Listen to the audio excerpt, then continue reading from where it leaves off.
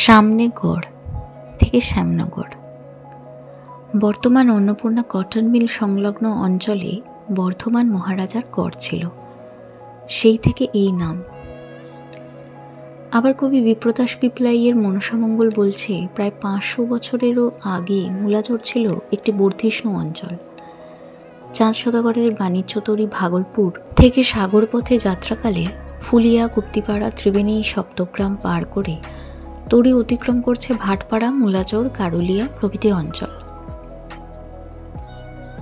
অনেকের মতে শ্যামসুন্দরের মন্দির থেকে শ্যামনগরের নামকরণ। বর্গী আক্রমণের সময় বর্ধমান রাজ কাউগাছি অঞ্চলে বসবাস শুরু করেন তাঁদের পারিবারিক বিগ্রহ শ্যামসুন্দরকে নিয়ে। ফিরে যাওয়ার সময় শ্যামসুন্দরকে সেখানেই রেখে চলে যান, সেই থেকে এই নাম শ্যামনগর। এই শ্যামনগরের অন্যতম প্রধান আকর্ষণ হল মা ব্রহ্মময়ী। রাজা কৃষ্ণচন্দ্র ভারতচন্দ্র রায়গুণাকরকে তার নবরত্ন সভায় স্থান দেওয়ার পাশাপাশি মুলাজোড় গ্রামটি তাকে দান করেন।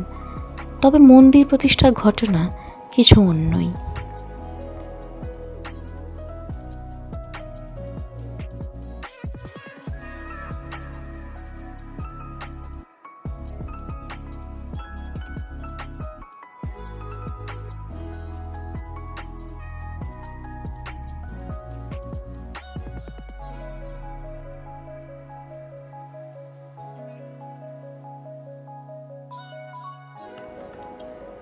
জোড়াসাঁকোর ঠাকুর পরিবারের জয়রাম ঠাকুরের 4 পুত্র: আনন্দীরাম, নীলমণি, দর্পনারায়ণ ও গোবিন্দরাম।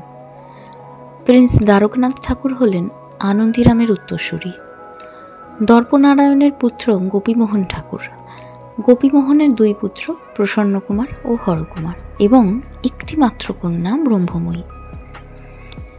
গোপীমোহন মা কালীর স্বপ্নাদেশ পান যে তিনি তার কন্যারূপে জন্মগ্রহণ করবেন। কালের নিয়মে গোপীমোহনের কন্যা সন্তান জন্মায় এবং আর 5 জন কর্তব্যপরায়ণ পিতার ন্যায় গোপীমোহন তার কন্যার 8 বছর হলে পর তার বিয়ের আয়োজন করেন। বিয়ের দিন সকালে ব্রহ্মময়ী তার বাবার কাছে আবদার করে যে সে গঙ্গা স্নানে যাবে। একমাত্র কন্যার ইচ্ছা, ব্রহ্মময়ীকে পালকি করে আহিরিটোলা ঘাটে নিয়ে আসা হয়। 10 টাকা ও 20 টাকা ব্রহ্মময়ী মা প্লাস্টিক সাইকেল আপনাদের হাতে তুলে নিয়ে এসেছে নানা রকমের প্লাস্টিক সামগ্রী ও ফাইবার সামগ্রী। হ্যাঁ, এই ব্যারাকপুরে একটা আছে অন্নপূর্ণা মায়ের। হ্যাঁ গেছি তো। গেছি? হ্যাঁ। কার সাথে? বাড়ির সাথে, আমার কার সাথে। এই যাবি? হ্যাঁ। মোবাইল কি বলছে? মোবাইল বন্ধ করতে বলছে। ও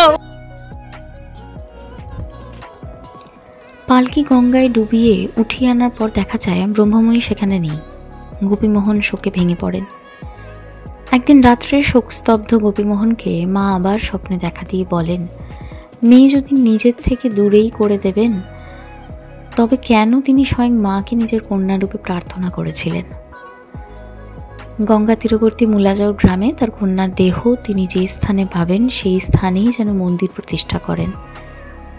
গোপীমোহন নিজের ভুল বুঝতে পারেন এবং মায়ের আদেশানুসারে মুলাজোড় গ্রামে এসে দেখেন ছোট্ট মেয়ে ব্রহ্মময়ীরই দেহ, পাশে একটি কালী মূর্তি ও অর্ধনিমজ্জিত শিবলিঙ্গ রয়েছে। 1809 খ্রিস্টাব্দে বৈশাখ মাসে পূর্ণিমার দিন গোপীমোহন মুলাজোড়ে কালীবাড়ি প্রতিষ্ঠা করেন এবং নাম দেন মা ব্রহ্মময়ী। প্রতি বছর পৌষ মাসে এখানে বিরাট মেলা হয়। আমরা দুজনে সেই মেলা দেখতে গিয়েছিলাম। সাথে মায়ের মন্দির, মায়ের দর্শন, সমস্ত মনটা জুড়িয়ে গেছিল।